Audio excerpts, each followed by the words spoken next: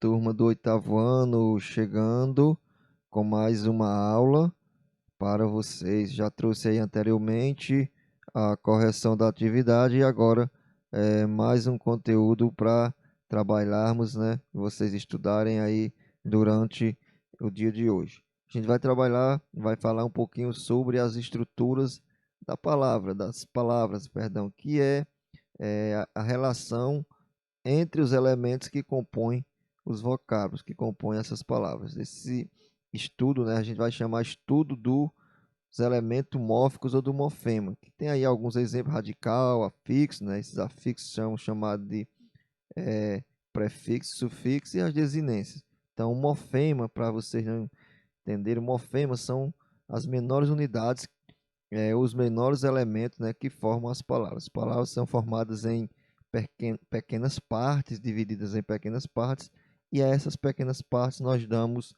o nome de morfema. Vou trazer aqui a definição de cada um desses elementos. O primeiro que a gente vai estudar é o radical, que diz que é o elemento base e que serve de significado à palavra, que inclusive inclui a raiz. Ele não sofre alteração, ou seja, permanece igual sempre, nem sempre, porque há também as palavras que apresentam radicais irregulares. Quando for um radical regular, sempre vai ser o mesmo radical, mas nem toda palavra, né, apresenta um radical regular. A maioria sim, mas há palavras aí que não apresentam um radical regular. Aqui tem um exemplo: ferro, ferrugem, né? Que poderia até formar outras palavras, por exemplo, ferragens, ou ferragem, colocar só ferragem aqui, que a gente vai ver que essa parte aqui até o R, segundo R, se repetirá. Ela será presente em todas as palavras que serão formadas a partir de ferro, do radical de ferro, né? Que é o radical é FRR. Então, se formar aqui mais 5, 6 palavras, essa parte que está sublinhada se repetirá porque é o elemento base, é o que serve de significado para a palavra, que a gente vai chamar esse elemento de radical. Outro exemplo aqui, floricultura, né? O radical de floricultura é a palavra flor. Também tem aqui floricultura, florista. O vocal, aliás, a parte flor se repete em todas as palavras, porque, como eu falei, o radical é o elemento que serve de significado, é a base da palavra. E nesse caso aqui, como é um radical regular, todas as palavras formadas a partir desse radical vai ter essa parte aí, vai ter essa parte, vai se repetir em todas as palavras, aí vai ser fixo, é um radical regular. Colocar só mais um exemplo aqui para facilitar o entendimento. Casa, se eu quiser formar outra palavra, por exemplo, caseiro, né? Caseiro, deixa eu só corrigir aqui, que digitei na ordem correta, caseiro. Se a gente também observar, ou se nós observarmos, essa parte até o S vai se repetir também.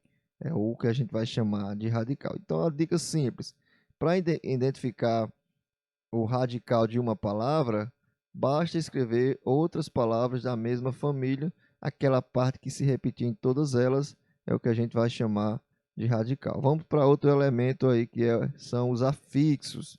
São elementos complementares da palavra, né, que se juntam a um radical, se junta a uma parte, a parte aí que serve de base à palavra, e formam novas palavras. Os afixos são utilizados para formar novas palavras quando são acrescentados ao radical. Tem os afixos, são classificados em prefixos. Prefixo é aquilo que vem antes, né? Vem antes do radical, e o sufixo, que é o que aparece depois do radical. Por exemplo, aí algumas palavras. Por exemplo, infeliz, né? Infeliz é um prefixo. O radical dessa palavra seria feliz. Se eu colocar aqui, seria feliz. Deixa eu só destacar aqui para ficar mais fácil de compreender. Feliz. Eu acrescentei a partícula in, né, dando a ideia de negação. Feliz é quem não está, infeliz é quem não está feliz, antes do radical. Por isso que esse elemento aí a gente vai chamar de prefixo, né? de prefixo. O prefixo é os elementos que são os afixos que são acrescentados antes do radical. Aí tem o exemplo aí, felizardo, né? Felizardo. Com o mesmo radical, o radical dessa palavra também é feliz, foi acrescentado aí ardo, só que o ardo vem depois do radical, portanto, aí seria um sufixo, um sufixo. Então, prefixo é aquele que eu acrescento depois do radical, sufixo é aquilo que eu acrescento depois do radical e o prefixo que vem antes do radical. Tem um exemplo aí nessas duas palavras. Poderia ser outras palavras, por exemplo, igual, né? Poderia colocar desigual, desigual. Foi acrescentado aí o des, só sublinhar aqui, desigual, o prefixo aí des para formar uma nova palavra. Deixa eu colocar aqui, destacar aqui o pronto. Desigual aí seria o radical, aliás, igual ao radical e des seria o prefixo, perdão. Vamos aí, uma outra palavra também que tem desse mesmo prefixo, desse mesmo radical que apresenta sufixo, igualdade, igualdade. O radical continua o mesmo, igual, o radical vai ser igual e o sufixo vai ser dade. Então, prefixo é o que vem antes, é o que eu acrescento antes, sufixo, aquilo que eu acrescento após o radical. Vamos aí para um novo elemento, que são as desinências. Desinência é morfemas acrescidos no final dos vocábulos, indicam as flexões das palavras. São classificadas em desinências verbais, que vai indicar verbais, é claro que está se relacionando aos verbos, e indica as flexões de número, pessoa, modo e tempo. E as desinências nominais, que indicam as flexões de gênero, né? Gênero na língua portuguesa, masculino e feminino, e de número, que quer dizer singular e plural.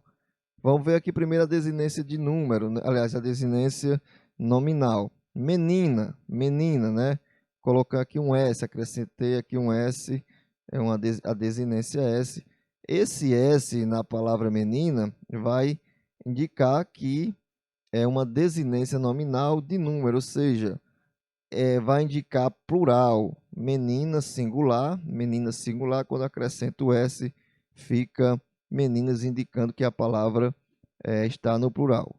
Um outro exemplo, garoto e garota, né? Houve aqui a troca da desinência por a desinência A a desinência O pela desinência A.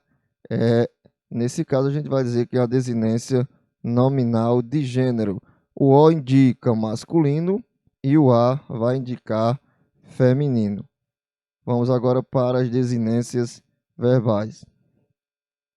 Tem aí o exemplo da forma verbal como, né? Como. Vou colocar aqui o O destacado. Pronto.